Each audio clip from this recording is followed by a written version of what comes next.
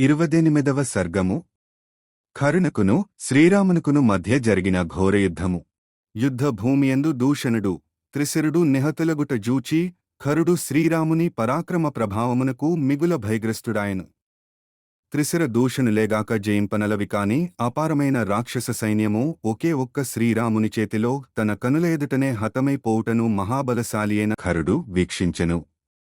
14,000 మంది రాక్షసయోధులలో ప్రముఖులెల్లరనూ మృత్యువు వాతపడగా మిగిలియున్న తన బలములను చూచి ఆ ఖరుడు నీరుగారిపోయెను. అతని గర్వమంతయును చల్లారెను. వెంటనే అతడు నముచియను కశ్యపుని వలన ధనువునందు పుట్టినవాడు నముచి. ఇతని భార్య ప్రభ ఆర్ధమైన పచ్చి దానితోగాని శుష్కమైన దానితోగాని ఇతడు చావడు. ఇది ఇతనికి గల వరము. దేవదానవుల యుద్ధములో ఇతడు ఇంద్రునిపై దాడి చేసెను. అప్పుడు ఇంద్రుడు వజ్రాయుధముతో ఇతనిని కొట్టెను. కాని వరప్రభావముతో నముచిపై అది పనిచేయకపోయెను. అంతటా అప్పుడు ఆకాశవాణి ఇతని వరమును గూర్చి ఇంద్రునకు తెల్పెను. దేవేంద్రుడు ఆర్ధముగానట్టి శుష్కముగానట్టి ఫేనముతో నురుగుతో నముచిని గొట్టెను. అప్పుడు అతడు మరణించెను. దానవుడు ఇంద్రునిమీదికి వెడలినట్లుగా శ్రీరామునిపైకి విజృంభించెను. ఖరుడు శక్తిమంతమైన తన ధనుస్సును ఆకర్ణాంతము లాగి రక్తపురుచికి అలవాటుపడిన మహాసర్పములవలే తీవ్రములైన బాణములను రామునిమీద ప్రయోగించెను. రణరంగమున రథమును అధిష్ఠించియున్న ఆ ఖరుడు శత్రుభయంకరముగా పలు విధముల ధనుష్టంకారము గావించుచు వివిధ మార్గములలో తన అస్త్రవిద్యాపాటవమును ప్రదర్శింపసాగెను. ఆ రాక్షసవీరుడు ఇట్లు దశదిశలను తన బాణములతో నింపివేయగా అప్పుడు శ్రీరాముడును తన మహాధనుస్సును ఎక్కుపెట్టి దిక్కులనన్నింటినీ తన శరపరంపరతో ముంచెత్తెను. ఆరఘువీరుడు నిప్పురవలను చిమ్మునట్టి అగ్నులవలే తీవ్రములైన తిరుగులేని తన బాణములచే వర్షధారలతో మేఘమువలె ఆకాశమును సందులేకుండా కప్పివేసెను. ఖరుడును శ్రీరాముడును ప్రయోగించిన నిశితములైన బాణములచే ఆకాశము అంతయును నిండిపోగా అది అంతటను శరమయమై ఒప్పుచుండెను. ఆ ఇరువురును ఒకరినొకరు వధింపవలననడి ఆవేశకావేశములతో ప్రయోగించిన బాణములు నభోమండలమును కప్పివేయగా సూర్యదర్శనమే కరవయ్యెను.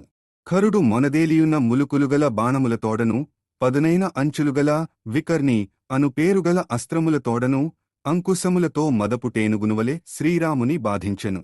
ధనుర్బాణములను చేబూని రథమున స్థిరముగా నిల్చియున్న ఆ రాక్షసుడు ఖరుడు సమస్త ప్రాణులకునూ పాశములను చేతబట్టియున్న యమునివలే కన్పట్టెను. అపారమైన రాక్షస సైన్యమును హతమార్చి అలసి యున్నప్పటికిని సమరమున మహాపరాక్రమముతో స్థిరముగా నిలిచియున్న శ్రీరాముని జూచి ఖరుడు ఆ రఘువీరుడు మహాశక్తి సంపన్నుడు అని తలపోసెను.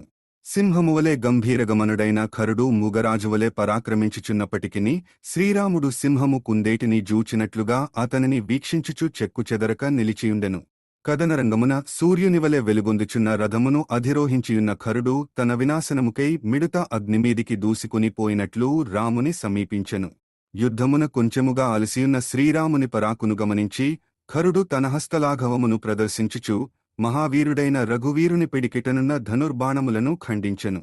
క్రుద్ధుడైయున్న ఆ ఖరుడు ఇంకను ఇంద్రుని వజ్రాయుధమువలే తీవ్రమైన 7 బాణములను తీసుకుని శ్రీరాముని కవచముపై కొట్టెను.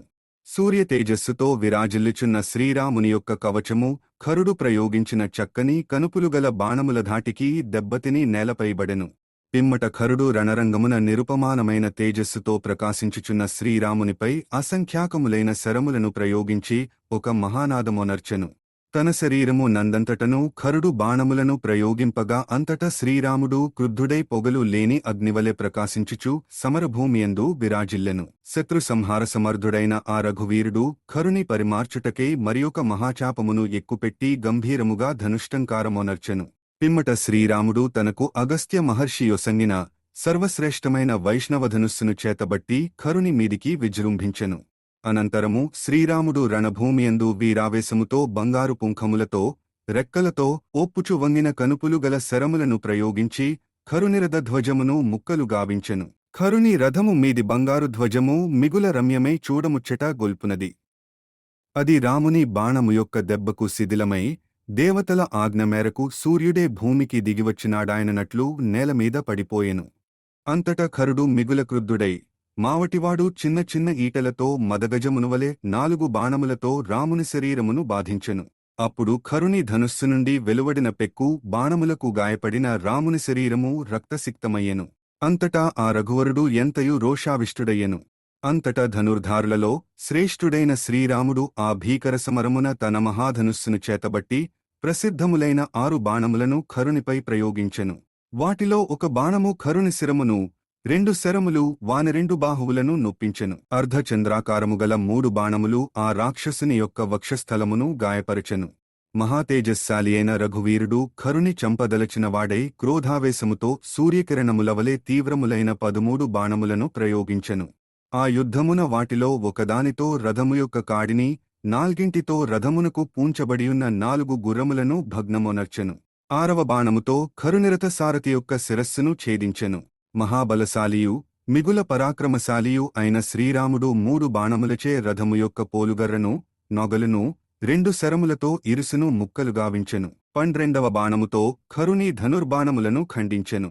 ఇంద్రసమానుడైన రఘువీరుడు వజ్రాయుధము వంటి తన 13వ బాణమును ప్రయోగించి ఆ యుద్ధమున ఖరుని మిగుల గాయపరచెను. శ్రీరాముని శరముల ధాటికి ఖరుని యొక్క ధనుస్సు విరిగిపోయెను. రథము భగ్నమాయెను. అశ్వములు నేలకొరగెను. సారథి హతుడయ్యెను. అప్పుడు అతడు చేయనది లేక రథము మీది నుండి దూకి గదాపాణియే యుద్ధసన్నద్ధుడయ్యెను. అప్పుడు దేవతలు, మహర్షులు మున్నగువారు కూడి విమానములపై అచటికి విచ్చేసిరి. వారు మహారథుడైన రఘువీరుడు ఖరాసురుని భంగపరచిన తీరునకు ఎంతయు సంతసించిరి. పిదప వారందరునూ ఆ ప్రభువునకు ప్రణతులర్పించి కొనియాడిరి. వాల్మీకి మహర్షి విరచితమై ఆదికావ్యమైన శ్రీమద్రామాయణమునందలి అరణ్యకాండమునందు ఇది 28వ సర్గము.